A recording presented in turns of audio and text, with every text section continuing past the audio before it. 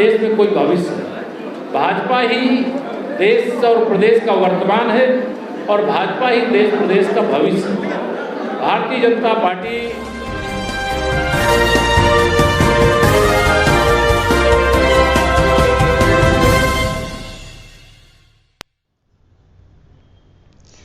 Deputy CM Keshav Prasad Maurya ने कहा कि भाजपा ही देश का भविष्य है। बरेली से खबर बुलंद भारत के लिए श्रीपाल गोस्वामी की रिपोर्ट। उत्तर प्रदेश के डिप्टी सीएम केशव प्रसाद मौर्य ने आज बरेली पहुंचकर ब्लॉक प्रमुखों को संबोधित करते हुए कहा कि प्रत्येक माह जिलाधिकारी और मुख्य विकास अधिकारी ब्लॉक प्रमुखों के साथ बैठक कर ब्लॉक स्तर पर समस्याओं का समाधान करेंगे। अगर वहां पर कोई समाधान नहीं हो पाता है तो शासन को लिखेंगे, जनता की समस्या का समाधान किया जाएगा। डिप्टी सीएम ने कहा, प्रधानमंत्री ने अपने लाल किले से संबोधन में कहा है कि हम प्रत्येक व्यक्ति को सरकार द्वारा चलाई जा रही योजनाओं से लाभ पहुंचाएंगे। डिप्टी सीएम ने अपनी पूरी भड़ास अखिलेश यादव और राहुल गांधी पर निकालते हुए कहा,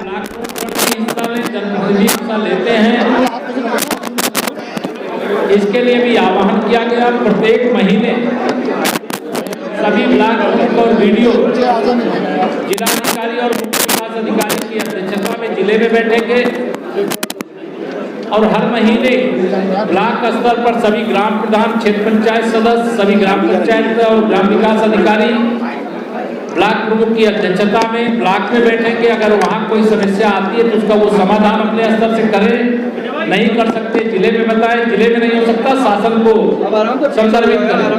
हमारी सरकार का एक ही प्रयास है कि जन समस्याओं का समाधान हो, भ्रष्टाचार मुक्त विकास हो, गरीब कल्याण हो, किसान का उत्थान हो, महिलाओं का सशक्तिकरण हो, नौजवानों को रोजगार मिले और इस दिशा में हमें अनेक सफलताएं भी निरंतर प्राप्त हो रही हैं।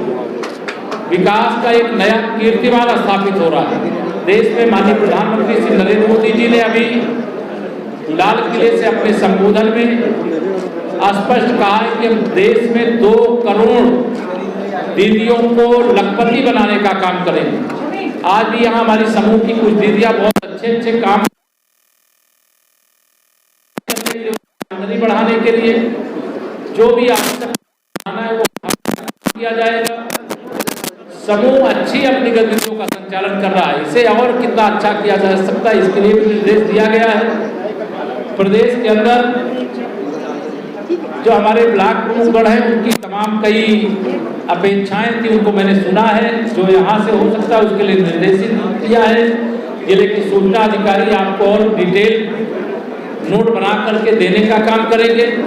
लेकिन मुझे खुशी यह है कि अकेले बरेली मंडल 1,63,254 लोगों को प्रधानमंत्री आवास और 2,671 लोगों को मुख्यमंत्री आवास, ये एक रिकॉर्ड है हमारे। अकेले अगर हम यहाँ जिले की बात करें तो हमारे जो प्रधानमंत्री किसान सम्मान निधि प्राप्त करने वाले मतलब यह 178 करोड़ रुपया तक हमारे किसानों के खाते में जा चुका है।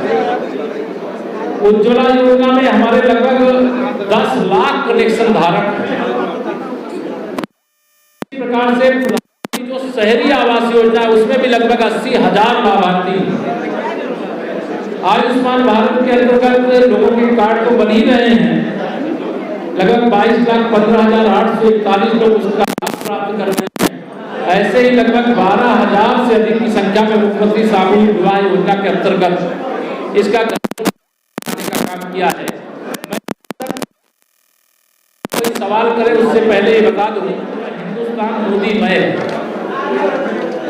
इसे हम पूरे विश्वास से कह सकते हैं कि 2024 के लोकसभा चुनाव में भारतीय जनता पार्टी और जो हमारे गठबंधन के साथी हैं मिलकर के 80 की 80 सीटों में कमल खिलाएंगे। भाजपा गठबंधन को जिताने में सफल होंगे और तीसरी बार माननीय नरेंद्र मोदी जी हिंदुस्तान के प्रधानमंत्री बनेंगे।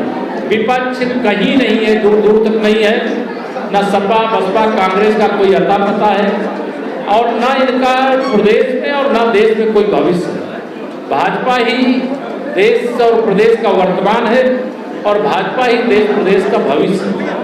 भारतीय जनता पार्टी ने अपनी डबल इंजन सरकार के माध्यम से अनेक उपलब्धियां अर्जित करने का काम किया है और हम यह उपलब्धियां निरंतर और भी अर्जित करने का काम करेंगे, क्योंकि हमारी मंशा सबका साथ सबका विकास है। कुछ का साथ कुछ का विकास करने वाले सत्ता से विदा हो।